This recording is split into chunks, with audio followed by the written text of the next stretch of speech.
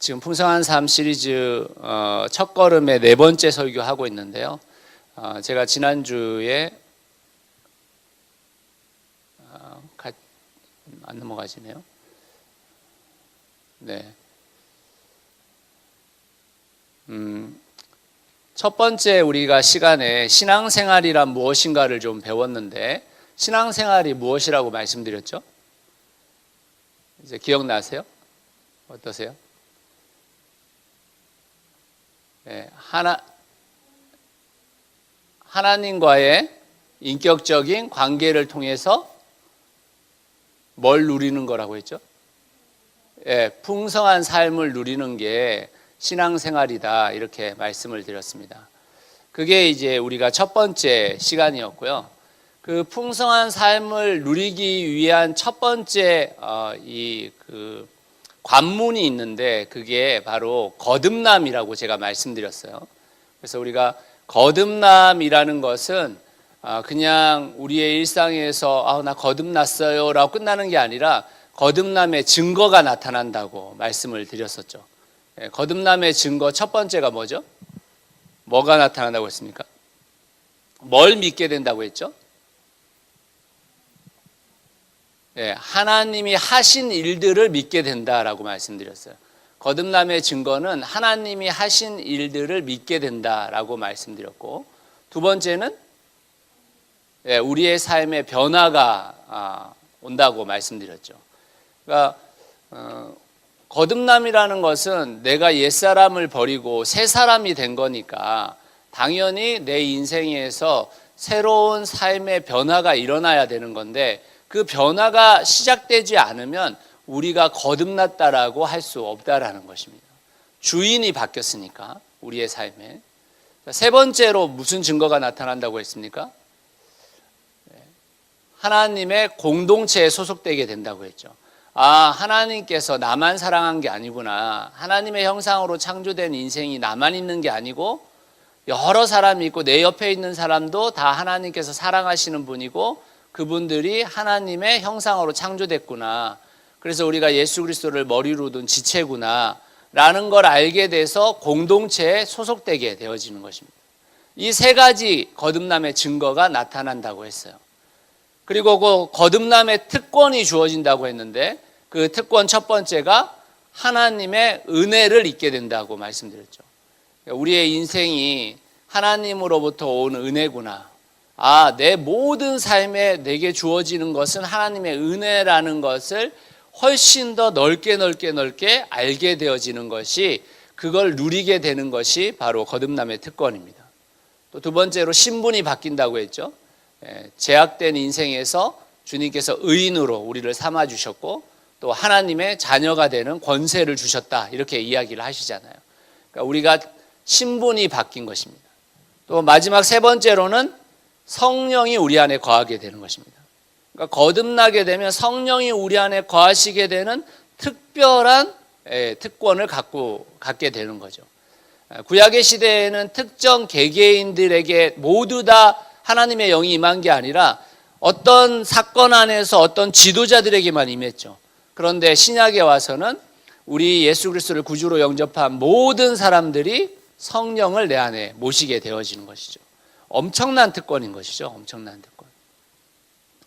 그리고 이제 세 번째, 지난주에 제가 설교 드릴 때는 이제 거듭나서 영적 아이로 태어나게 된다고 말씀드렸습니다.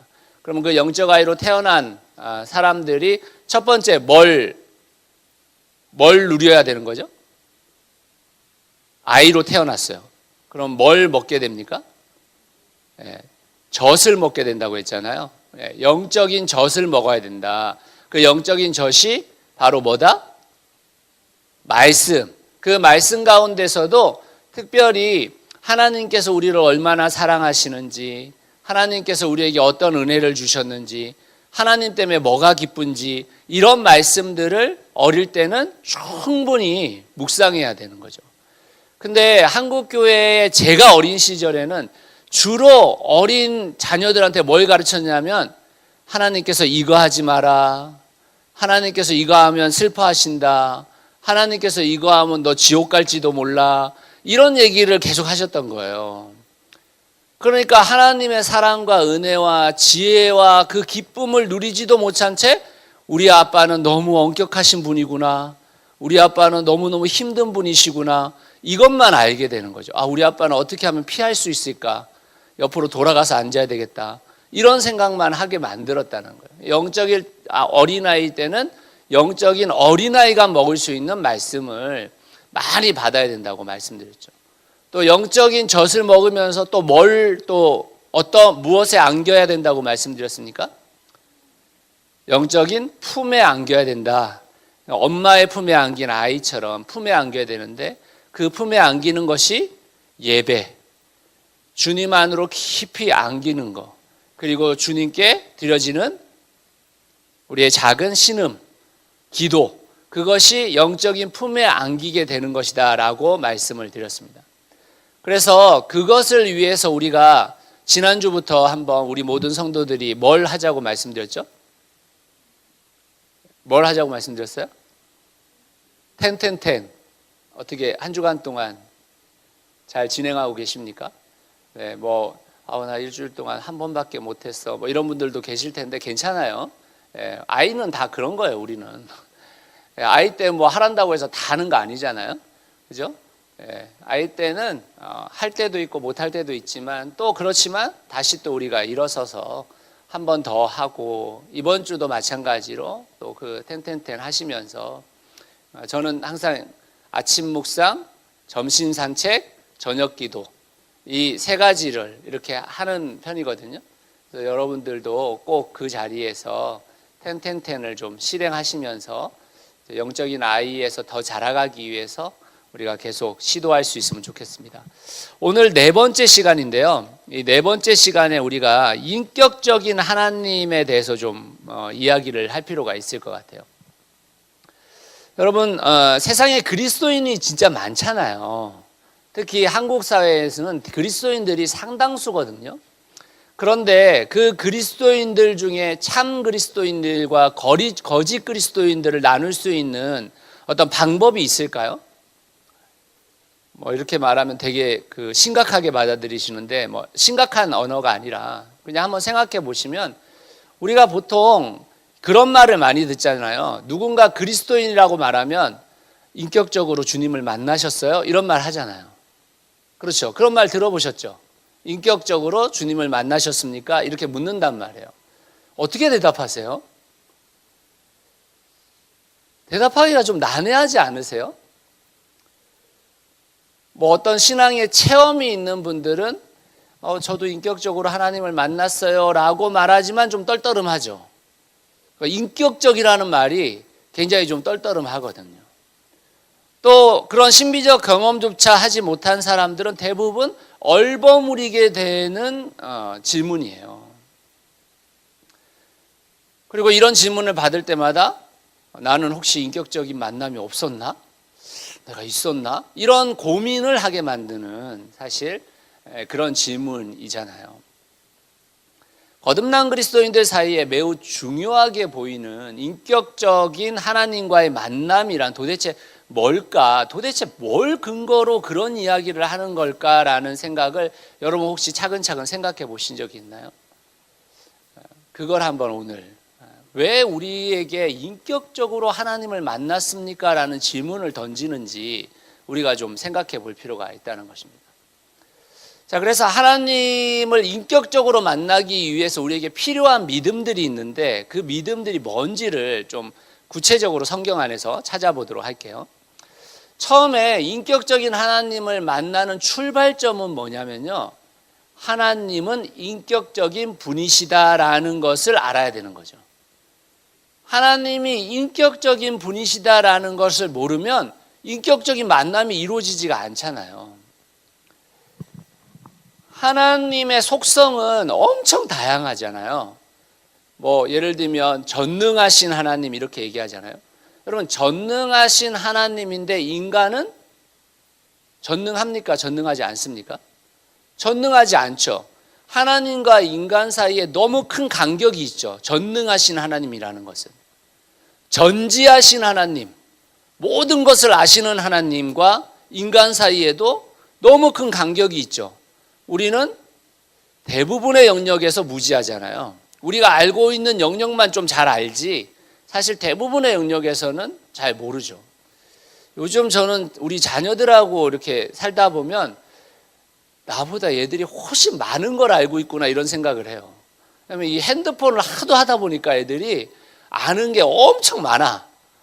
그리고 또 이게 현대생활의 필수품인 이 기계를 잘 다루잖아요. 우리보다 훨씬. 뭐 이렇게 손이 굳어가지고 뭐가 잘 안 돼. 저는. 여러분은 안 그러신지 모르겠는데. 그러니까 이게 무지하거든요. 저희가. 하나님의 대부분의 속성, 뭐 무한하신 하나님도 인간하고 너무 간격이 크고 대부분의 속성은 다 하나님과 인간 사이의 간격이 너무 커가지고 뭘 어떻게 할 수가 없어요. 그런데 인격적인 하나님에 관련돼서는 인간과 간격이 없으시죠. 하나님도 인격적인 하나님이시고 인간도 인격적으로 창조되었거든요.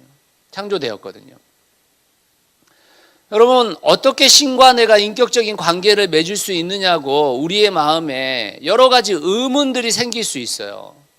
그런데 하나님과 우리는 그 격의 차이가 너무나도 큰 부분이 있지만 인격적인 부분에 있어서는 하나님께서 우리를 그렇게 창조해 주셨기 때문에 하나님도 인격적인 분이시고 우리도 인격적인 분이거든요. 하나님은 어떻게 인격적인 분인가? 하나님의 인격적인 부분을 가장 잘 드러내는 언어가 뭐냐면 삼위일체 하나님이에요. 삼위일체 하나님. 우리는 이 삼위일체 하나님을 생각할 때마다 한 분이 세 분이시고 세 분이 한 분이십니다. 이런 존재론적으로 이야기를 하는데요. 존재론적인 이야기로는 도저히 삼위일체를 해결할 수가 없어요. 그래서 여러분 우리들의 신앙 가운데 삼위일체 하나님은 점점 멀어져요. 왜냐하면 그것에 대해서 질문을 던져도 설명해 주는 사람도 없고 그 설명을 들어도 솔직히 이해도 안 되고 멀어지거든요. 근데 삼위일체 하나님은 원래 존재론적인 문제의 이야기가 아니에요. 삼위일체는 이 세 분의 하나님이 각각의 뜻을 가지고 계신데 서로 소통하시고 무엇보다 깊은 사랑 가운데서 하나가 되시고 그 연합을 이루시는 그 하나됨에 중점이 있는 거예요. 하나님이 신이신 하나님이 세 분이 연합하고 하나 되시는 것처럼 우리도 하나 될 수 있다는 뜻이거든요. 사실 삼위일체 하나님이라는 단어 자체가 하나님은 인격적인 분이시라는 것을 우리에게 드러내주고 있거든요. 그래서 어떤 신학자는 삼위일체 하나님을 하나님의 공동체성이라고 이야기해요. 하나님의 공동체성. 그런데 그 하나님의 인격적인 존재이신 하나님, 그분을 여러분이 믿으셔야 되는데 그분이 우리를 어떻게 창조했냐면 창세기 1장 26절에 보시면 이렇게 돼 있어요. 같이 한번 읽어봅시다. 시작. 하나님이 말씀하시기를 우리가 우리의 형상을 따라서 우리의 모양대로 사람을 만들자. 삼위일체 하나님께서 우리의 형상을 따라서 우리를 창조하셨다는 거예요. 이게 이마고 데이라는 거거든요. 이마고 데이. 근데 이 이마고 데이라는 게 뭐냐면 하나님의 인격적인 것으로 우리를 창조하셨다 이 말이에요. 하나님의 인격대로 우리도 인격을 가진 존재로 창조하셨다라는 것입니다. 그래서 우리가 하나님과의 인격적인 만남이 가능하다라고 믿는 거예요. 성경이 삼위일체 하나님이 서로 인격적인 분으로서 소통하듯이 우리를 그 세 분의 소통처럼 우리를 만드셨으니까 우리와도 그분이 소통할 수 있다라는 것을 알려주는 본문이 바로 우리의 형상대로 창조하셨다라는 말인 것입니다. 하나님과 우리가 인격적인 관계를 맺을 수 있는 존재라는 것을 성경을 통해서 우리가 믿어야 되는 것입니다. 그 믿음이 없이는 하나님과의 인격적인 만남이 이루어질 거라는 것을 상상할 수 없어요. 상상할 수. 우리가 생각하는 하나님과 우리의 간격이 너무 커 보이기 때문에. 근데 사랑하는 성도 여러분, 여러분 안에 하나님이 인격적인 분이시고 그 하나님이 우리를 인격적으로 창조하셨음을 믿으시길 바랍니다. 성경이 우리에게 그렇게 말하고 있는 것입니다. 그럼에도 불구하고 하나님의 인격적인 관계가 정말 가능한 것인가라는 의문이 생길 수 있어요. 아까도 말씀드렸지만 우리와 하나님이 너무 달라 보이니까. 우리와 하나님은 너무 동떨어진 존재처럼 느껴지거든요. 근데 그 인격적인 만남이 가능하다라고 보는 이유, 가능성 두 가지가 있어요. 가능성. 그게 뭐냐? 첫 번째는 하나님과의 인격적인 관계가 시작될 수 있는 이유는 하나님의 은혜 때문이에요.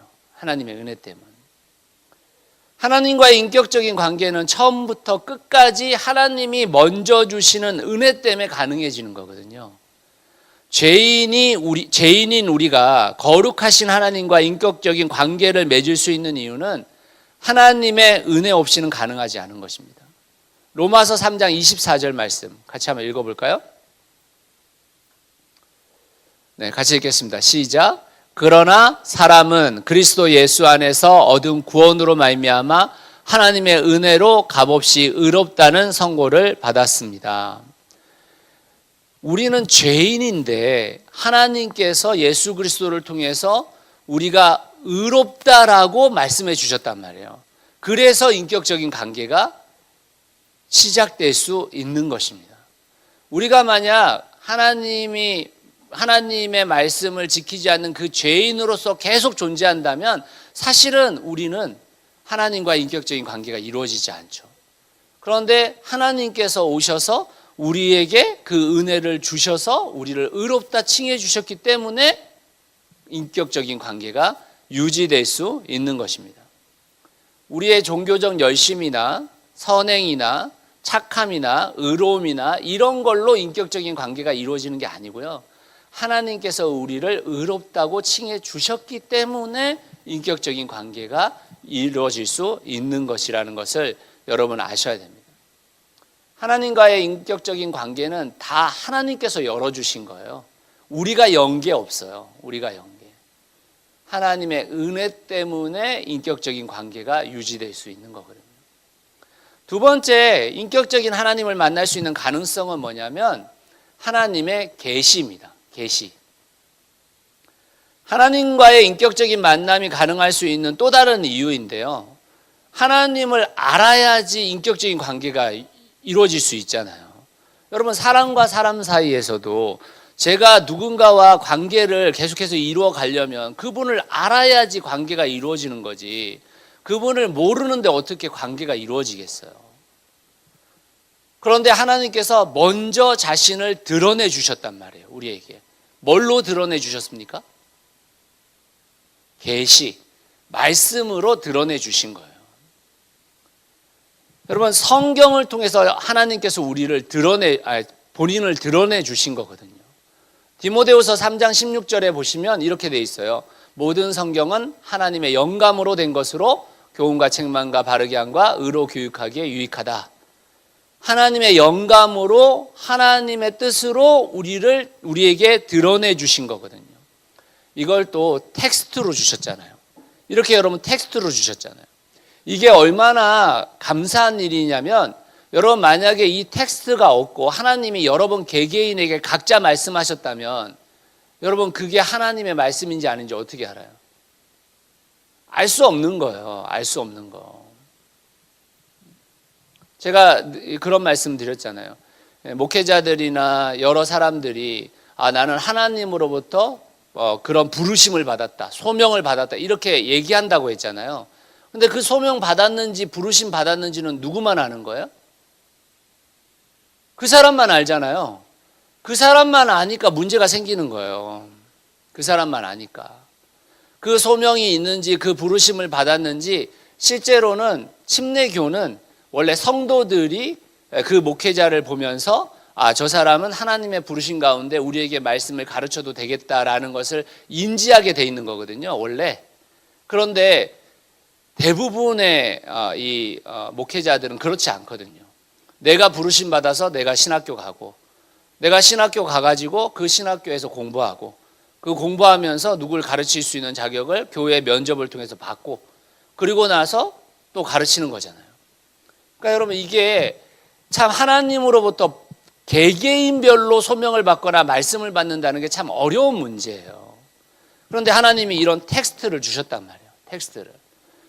여러분 성경은 적어도 1500년 동안 40여 명의 저자를 통해서 이 텍스트가 지금 여러분 안에 있는 건데 이게 왜 중요하냐면요.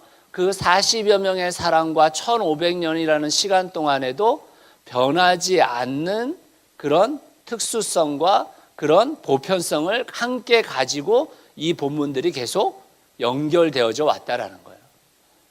정말 중요한 거거든요.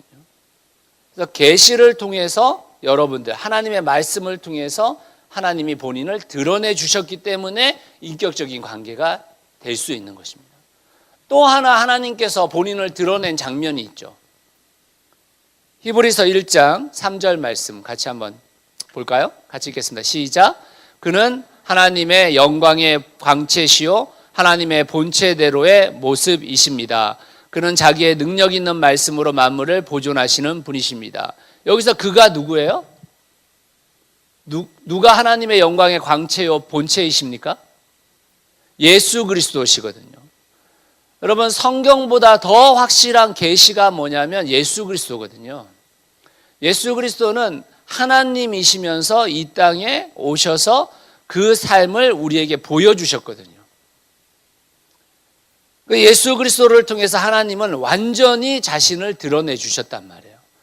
그러니까 예수 그리스도라는 분을 우리가 알기 때문에 우리가 하나님과의 인격적인 관계가 유지될 수 있는 것입니다. 저는 혹시 여기 계신 분들 중에 하나님의 인격적인 관계가 가능하지 않다고 생각하시거나 또는 나 같은 이 존재가 하나님과 인격적인 관계를 맺을 수 있을까 자책하시는 분이 있다면 여러분이 믿어야 되는 것이 무엇이냐면 하나님이 인격적인 삼위일체 하나님이시다. 그 삼위일체 하나님이 그분의 형상대로 이마고 데이로 우리를 창조하셨다. 그걸 믿으셔야 됩니다. 그리고 하나님께서 자신을 먼저 드러내 주시고 또 우리에게 먼저 다가오셔서 은혜를 주셨기 때문에 우리가 인격적인 관계를 맺을 수 있는 것입니다. 나의 어떠함 때문이 아니에요. 그래서 그것을 성경을 통해서 여러분들이 믿으실 때 하나님과의 인격적인 관계가 시작될 수 있는 것입니다. 마지막으로 한 가지 더 우리가 살펴보려고 하는 것은 인격적인 하나님을 만나지 못하게 하는 장애물이 있어요. 장애물. 그 장애물이 뭐냐면 무지와 오해예요. 무지와 오해. 여러분 우리가 어릴 때부터 여러 가지 경로를 통해서 신에 대해서 교육을 받기도 하고 또는 부모님이나 주변 사람들에게 그 이미지를 투사받기도 했고 또 인생의 곡절들을 통해서 하나님에 대해서 우리만의 이미지를 갖고 있는 것들이 있죠. 근데 그 이미지가 하나님에 대한 바른 지식이라면 좋겠지만 많은 경우 그 이미지가 하나님을 오해하게 만든다라는 거예요. 오해하게. 대부분의 사람들은요, 하나님을 자신의 필요를 채워주는, 그래서 우리가 필요할 때는 얼마든지 요청할 수 있는데 그렇지 않을 때는 잊어버려도 되는 존재로 생각해요. 마치 자가용 같은 거죠. 우리가 필요할 때는 얼마든지 그것을 운전하고 다니지만 우리가 필요 없을 때는 그냥 주차장에 처박아 두고 있는 상황인 거죠. 때로는 어떤 분들은 하나님을 아버지라고 부르다 보니까 아무 소통이 없는 가부장적인 아버지를 생각하시는 분들이 있어요. 호되게 혼내고 나하고 전혀 교제도 이루어지지 않고 그냥 아버지는 아버지의 삶, 나는 나의 삶, 이렇게 되는 아버지라고 생각하는 분들도 있어요. 또 어떤 분들은 우리가 무슨 규율이나 어떤 그 율법을 위반하기만 기다리다가 우리를 처벌하려고 하는 경찰과 같은 하나님을 생각하는 사람들도 있어요. 삶의 고통을 겪으며 도움을 요청했지만 하나님으로부터 아무런 응답을 받지 못한 사람들은 하나님을 매우 매정한 분으로 여기는 사람들도 있습니다. 반대로 또 어떤 분들은 하나님을 아무 때나 막 수염을 잡아당겨도 되는 이런 인자한 할아버지로 인식하고 있는 사람들도 있어요. 사실은 그런 게 왜곡되어진 하나님에 대한 인상이거든요. 이렇게 하나님을 잘 알지 못해서 생기는 무지와 편견과 오해는 우리가 하나님과 인격적인 관계를 맺는데 굉장히 큰 장애물이 돼요. 인격적 관계에 적지 않은 혼란과 어려움을 야기시키는 거죠. 우리가 어떤 사람에 대해서 무지하거나 편견을 가지고 있으면 그와 인격적인 관계를 제대로 맺을 수 없는 것과 같은 거예요. 내가 어떤 사람과 관계를 맺으려고 하는데 예림자매와 관계를 어떻게 맺어가고 있는데 예림자매에 대해서 예림자매를 알기 전부터 이미 어떤 이야기들을 들었어. 그러니까 그분하고의 관계가 진전이 안 되는 거예요. 그 이야기들 때문에. 똑같은 것입니다. 서로의 진실한 소통을 통해서 우리의 무지가 깨달음으로 바뀌어지고 오해가 이해로 바뀌는 경험을 할 때 인격적인 관계의 깊어짐의 즐거움을 누릴 수 있게 되는 것이겠죠. 이런 장애물을 어떻게 극복할 수 있는 것인가? 언제나 그렇듯이 하나님이 우리에게 그런 장애물이 있을 때 먼저 손을 내미시는 분이시거든요. 그러니까 우리가 뭘 통해서 하나님과의 인격적인 관계의 장애물을 물리칠 수 있냐면 첫 번째는 성경 묵상이에요. 성경을 알아야 돼요. 성경을 통해서 내가 갖고 있었던 그 고정적 하나님에 대한 이미지를 바꿔갈 필요가 있어요. 왜냐하면 성경은 숱한 역사 속에서 하나님이 인생을 만나주신 그 역사를 다루고 있는 거거든요. 너무나도 다양한 형태로 만나주시는 주님을 보게 되는 거거든요. 그러니까 그 만남을 통해서 우리의 만남이 전부가 아니라는 것을, 우리가 생각하는 하나님이 전부가 아니라는 것을 알게 되어지는 것이죠. 또 이 성경을 통해서만 하나님을 알게 되면 굉장히 좀 이렇게 이성적인 것만 강조하게 되는데 성령님을 통해서도 그 하나님을 알아가야 되는 것입니다. 성령님을 통해서 알아갈 때 비로소 우리가 이 부드러운 하나님을 알게 되어지거든요. 부드러운 하나님을. 그래서 성경과 성령이라는 그 어떻게 보면 도구 또 그의 인격을 통해서 우리가 하나님을 알아갈 때 비로소 하나님을 바르게 인식하게 되고 우리 안에 있는 오해와 우리 안에 있는 편견 또 우리 안에 있는 잘못된 이해를 바꿔갈 수 있게 되어지는 것입니다. 자, 우리가 호세아서 6장 3절 말씀을 같이 한번 좀 읽어봤으면 좋겠는데요. 오늘 우리가 아까 읽었었던 본문인데 같이 한번 읽어보겠습니다. 시작. 우리가 주님을 알자. 애써 주님을 알자. 새벽마다 여명이 오듯이 주님께서도 그처럼 어김없이 오시고 해마다 쏟아지는 가을비처럼 오시고 땅을 적시는 봄비처럼 오신다. 여러분 이 본문이 의미하는 건 뭐냐면 우리가 하나님을 아는데 힘써 하나님을 알자는 거예요. 근데 그 하나님이 막 이랬다 저랬다가 심술궂고 막 이때 나타났다가 저때 나타나 이런 분이 아니고 새벽 여명처럼 규칙적으로 항상 나타나시는 우리에게 다가오시는 분이시라는 거예요. 봄비와 가을비가 어김없이 우리에게 내리잖아요. 그죠? 해마다 그 일들이 반복되잖아요. 그것처럼 하나님은 우리에게 반복되게 손을 내미시고 반복되게 하나님을 알 수 있도록 도와주시는 분이시라는 거예요. 자신을 드러내 주시는 분이시라는 거예요. 그분을 만나야 되는 것입니다. 만나야. 우리의 신앙생활이 정말 행복해지려면 정말 풍성해지려면 하나님과의 인격적인 만남이 이루어져야 됩니다. 안 그러면 힘들어요. 하나님을 믿는 게 되게 괴로운 것 같고 무엇인가 하나님이 나한테 엄청나게 많은 걸 요구하는 무슨 엄청난 책임과 의무가 만들어지는 것 같고 이렇게 사라지게 돼 있거든요. 하나님과의 인격적인 만남이 진짜 수고하고 무거운 짐진 자들아 다 내게로 오라. 내가 너에게 쉼을 주겠다라는 말씀이 이해가 되게 되는 거예요. 사랑하는 성도 여러분, 하나님과의 인격적인 관계를 가로막고 있는 무지와 오해를 성경과 성령님을 통해서 하나님을 깊이 알아가시고 하나님과의 인격적인 관계가 깊어지시기를 주님의 이름으로 축원합니다. 아멘. 말씀의 결론을 내리겠습니다. 우리가 정말 하나님과의 인격적인 관계가 필요한 사람일까?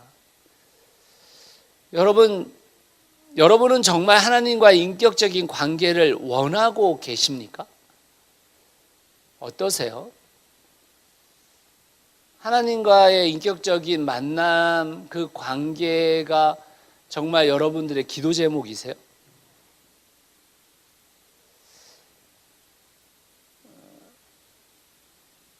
저는 신앙인의 삶을 살아가는 데 있어 우리 각자의 선택이 있다고 생각해요. 지금도 그 신앙의 삶을 살아갈지 말지 우리는 얼마든지 선택할 수 있어요. 우리 모두에게는 자유의지가 있으니까요.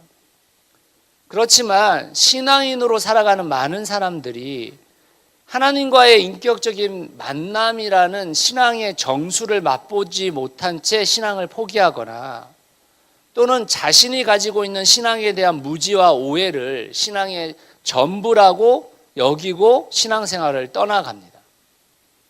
그러나 신앙의 길은 사실 굉장히 긴 여정이에요. 하나님을 순간에 다 알았으면 좋겠는데 하나님에 대해 알면 알수록 그 깊이와 넓이를 인간의 지성과 감성으로 도저히 감당할 수 없는 분이라는 것을 알게 되는 거거든요. 그래서 평생을 지속적으로 하나님을 알아가는 것이 필요한 것이거든요. 그렇기에 우리는 포기하지 말고 하나님을 알아가야 돼요. 인격적인 주님을 만나야 되죠. 그 주님을 만나기 위해서 우리가 꼭 가져야 할 자세가 뭔가? 그게 바로 겸손입니다. 겸손. 배움의 자세에서 가장 필요한 것은 겸손이죠. 여러분, 모든 스포츠를 생각해 보세요. 그 스포츠를 배우기 위해서는 몸을 낮춰야 되죠. 몸을 꼿꼿하게 세워가지고 배우는 스포츠는 없어요. 다 몸을 낮춰야지만 가능해요. 저에게 있어서 낮은 자세를 떠올리라고 하면 군대에서 포복 자세가 떠올라요. 포복 자세. 그 포복 자세가 이렇게 납작 엎드려가지고 그 엎드린 거보다 한 10에서 15cm 정도 위에 철조망이 쫙 깔려 있는 거잖아요. 그러면 그 포복 자세로 총을 이렇게 앞으로 하고 앞으로 전진을 해야 되는 거거든요. 근데 자세를 낮추지 않으면 그 철조망에 군복이 찢겨요. 때로는 살점이 찢기기도 합니다. 낮은 자세가 우리가 납작 엎드리는 것이 뒤로 물러서거나 그 자리에 멈춰 있으려고 하는 게 아니라 전진하려고 하는 거거든요. 포복 자세라는 것은. 그러면 우리가 주님 앞에 엎드린다라는 것은 그 자리에 머물러 있거나 뒤로 후퇴하기 위함이 아니에요. 주님을 더 깊이 알아가면 알아갈수록 우리의 삶에서는 전진이 이루어지는 거거든요. 그 자세, 마음의 자세를 낮추고 말씀을 배우기를 기대하고 그 배움 가운데 새로운 주님을 발견하고 그래서 저를 가두고 있는 세상의 가치에서 빠져나오게 되는 것, 그게 바로 주님을 알아가는 것입니다. 사랑하는 성도 여러분, 하나님과의 인격적인 관계는 겸손히 주님을 알아가고자 할 때 가능해요. 그러면 이게 제가 요즘 저희 집에 아이들이 대안학교에 다니니까 대안학교에 갔다가 집에 오잖아요. 집에 오면 먹고 싶은 거 이런 거 이야기하지만 사실은 가장 먹고 싶은 건 뭐냐면 집밥이에요. 집밥. 엄마가 해주는 밥, 집에서 예전에 먹었던 밥, 이런 게 먹고 싶은 거잖아요. 왜 그럴까 한번 생각을 해보게 돼요. 사실은 우리는 이 세상에 맛있는 게 엄청 많잖아요. 정말 밖에 나가서 먹고 싶은 것도 엄청 많은데 왜 저도 과거에 항상 엄마 밥이 그리웠을까를 생각해 보면 그것이 익숙하기도 하지만 엄마가 나를 가장 잘 알고 있기 때문인 거거든요. 엄마가 내가 뭘 좋아하는지를 가장 잘 알고 있고 엄마가 내가 가장 좋아하는 것을 해주고 싶어하는 그 마음이 느껴지는 거거든요. 마찬가지로 여러분을 가장 잘 알고 있는 분이 누구실까를 생각해 보세요. 여러분의 필요를 가장 잘 아시는 분이 누구실까 생각해 보세요. 하나님과의 인격적인 만남은 우리의 믿음에서 출발하는 것입니다. 그분이 나와 인격적인 관계를 원하시고 계시는 것을 믿는 것. 그분이 정말 인격적인 분이시라는 것. 그리고 나도 인격적인 존재로 창조해 주셨다는 것. 그리고 그 안에 참된 기쁨이 있다는 것. 그 인격적인 만남이 시작돼야 우리가 신앙생활이라고 얘기했던 그 풍성한 삶이 시작되는 겁니다. 하나님과의 인격적인 만남 없이는 하나님으로부터 오는 그 풍성한 삶을 누릴 수가 없는 거거든요.